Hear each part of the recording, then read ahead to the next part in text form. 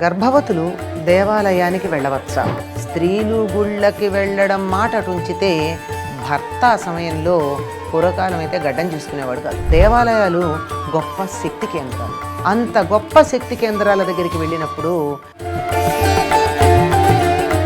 ఓం శ్రీ గురుభ్యో నమః, శ్రీ మహాగణాధిపతయే నమః. గర్భవతులు దేవాలయానికి వెళ్ళవచ్చా? ఇది చాలామందికి ఉన్నటువంటి సందేహం. కానీ గర్భవతులు అంటే ఎవరు? నెల తప్పిన రోజు నుండి ప్రసవం అయ్యేదాకా ఉన్న ఈ మొత్తం కాలంలో ఉన్నప్పుడు కూడా గర్భవతి అంటాం.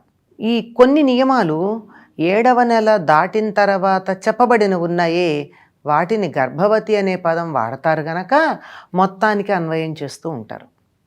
ఎందుకంటే ఒక జీవి తల్లి గర్భంలో ఏకకణ జీవిగా ప్రారంభమయ్యి మొత్తం అవయవాలు సంతరించుకోవడానికి 7 నెలలు పడుతుంది.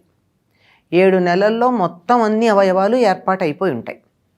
ఇంకా తర్వాత పెరగటం, పుష్టిగా తయారవడం మాత్రమే ఉంటుంది. ఆ జీవుడికి కావలసినటువంటి ఓజస్సు, తేజస్సు, భ్రాజస్సు మొదలైనటువంటి ఉన్నాయే, వీటిని సమకూర్చుకోవడం ఉంటుంది. కనుక 7వ నెల వరకు కూడా పూర్తిగా లోపల మరొక ప్రాణి పరిపూర్ణంగా తయారై ఉండదంటే అప్పటికి ప్రాణం ఉంటుంది, అవయవాల యొక్క చిన్న చిన్న భాగాలు ఇవి ఇక్కడ ఉంటాయి అనేటటువంటి ఏర్పాట్లు ఉంటాయి, కానీ పూర్తిగా వికసించి ఉండవు. అందువల్ల 7వ నెల వచ్చింది అంటే శిశువు యొక్క నిర్మాణం పరిపూర్ణంగా జరిగిపోయి ఉంటుంది కనుక అప్పటి నుంచి పురిటి కిందే లెక్క. అందువల్ల 7వ నెల వచ్చినప్పటి నుంచి పూజలు చేయడం అంటే ప్రత్యేకమైన పూజలు, నిత్యం దేవుడి దగ్గర దీపం పెట్టుకోవడం, దండం పెట్టుకోవడం, మామూలుగా చేసేటటువంటి ఎప్పుడూ చేసే పూజ ఏదైతే ఉందో దానికి అభ్యంతరం ఉండదు. కానీ అంతకన్నా ఎక్కువగా చేసే వ్రతాలు కానీ, పూజలు కానీ, లేక మొక్కులు తీర్చుకోవడానికి ఆలయాలకు వెళ్ళడం కానీ ఇట్లాంటివి చేయడానికి పనికిరావు అంటారు. ఒకటి అప్పటికి ఏర్పాటు అయి ఉంటుంది, ఒకటి కారణం ఏమిటంటే, మరొక కారణం ఏమిటి అంటే సాధారణంగా దేవాలయాలు ఎప్పుడూ కూడా ఎత్తైన ప్రదేశాల్లో ఉంటాయి. ఉంటే కొండల మీద ఉంటాయి, లేదా మామూలుగా ఉంటే కూడా ఎత్తుగా ఉండి ఎన్నో మెట్లెక్కితే తప్ప గుడిలో, గర్భగుడిలో దేవుణ్ణి మనం దర్శించుకోవడానికి వీలు కాదు. మామూలుగా ఈ మెట్లు ఎక్కేటప్పటికల్లా అలసట కలగచ్చు. అలసట కలిగి లోపల ఉన్న శిశువుకి ఇబ్బంది కలగచ్చు. కొన్ని సందర్భాలలో గర్భస్రావం కూడా అయ్యే ప్రమాదం ఉంది. అదే మరీ కొండల మీద ఉన్న దేవాలయాలకు వెళ్ళినట్టయితే వాతావరణంలో ఉన్నటువంటి ఒత్తిడి, ప్రెషర్ అంటారే, ఆ ప్రెషర్ కారణంగా కొన్ని రకాల ఇబ్బందులు, ప్రధానంగా ఏమిటి మిగిలిన ఇబ్బందుల మాట ఉంచితే గర్భవతికి ప్రధానమైనటువంటి బాధ ఏమిటంటే గర్భస్రావం అయ్యేటటువంటి ప్రమాదం.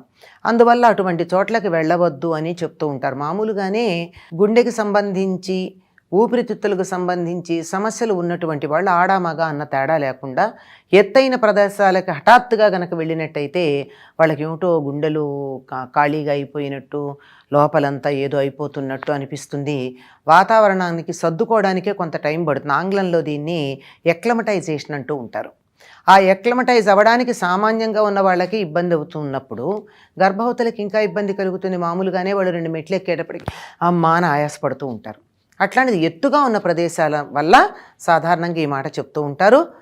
కాకపోతే కూడా 7వ నెల వచ్చింది అంటే అక్కడి నుంచి పురిటితో సమానమే అవుతుంది. స్త్రీలు గుళ్ళకి వెళ్ళడం మాట అటుంచితే భర్త సమయంలో పూర్వకాలం అయితే గడ్డం చూసుకునేవాడు కాదు. ఎవరైతే గడ్డం చేసుకోకుండా ఉన్నట్టయితే భార్య గర్భవతిగా ఉందా అని అడుగుతూ ఉండేవాళ్ళు. తర్వాత వాళ్ళు కూడా ఇటువంటి చాలా పనులు చేయడానికి పనికిరారు అని చెప్తారు. ఎందుకంటే భార్యకు పురుడు వస్తే భర్తకు కూడా పురుటి కిందే లెక్క కదా, అంచేత అతడు కూడా పనికిరాడు. గమ్మత్తు ఏంటంటే మన సమాజంలో మనకి ఆడవాళ్ళకి చెప్పిన నియమాలు బాగా ప్రచురమైపోయినాయి. మగవాళ్ళకి చెప్పినవి నియమాలు అయ్యో చెప్పారా మాకు తెలియదే అనేట్టుగా ఉండిపోయాయి.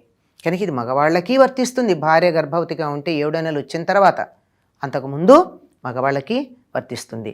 పైగా దేవాలయాలు గొప్ప శక్తి కేంద్రాలు. అంత గొప్ప శక్తి కేంద్రాల దగ్గరికి వెళ్ళినప్పుడు ఈ మా శరీరానికి ఉండేటటువంటి శక్తి ఉందే, దీన్ని బయో ఎనర్జీ అంటూ ఉంటారు. ఈ బయో ఎనర్జీలో అక్కడ ఉన్న శక్తిని గ్రహించేటప్పుడు తేడా వస్తుంది. ఆ తేడా వచ్చి కూడా ఏదైనా ఇబ్బంది కలగచ్చు. కీడించి మేలించమన్నారు గనక 100 మందిలో ఒక్కళ్ళకి జరగచ్చు, అందరికీ జరుగుతుందని కాదు. ఆ ఒక్కళ్ళు ఎవరో తెలియదు గనక అందరినీ జాగ్రత్త పడమని మన పెద్దవాళ్ళు చెప్పారు. 7వ నెల వరకు నిరభ్యంతరంగా వెళ్ళొచ్చు, శ్రమ లేని ప్రదేశాలైతే. 7వ నెల వచ్చిన తర్వాత వెళ్లకుండా ఉండడం మంచిదశ. నిజం చెప్పాలంటే వెళ్ళకూడదు. స్వస్తి.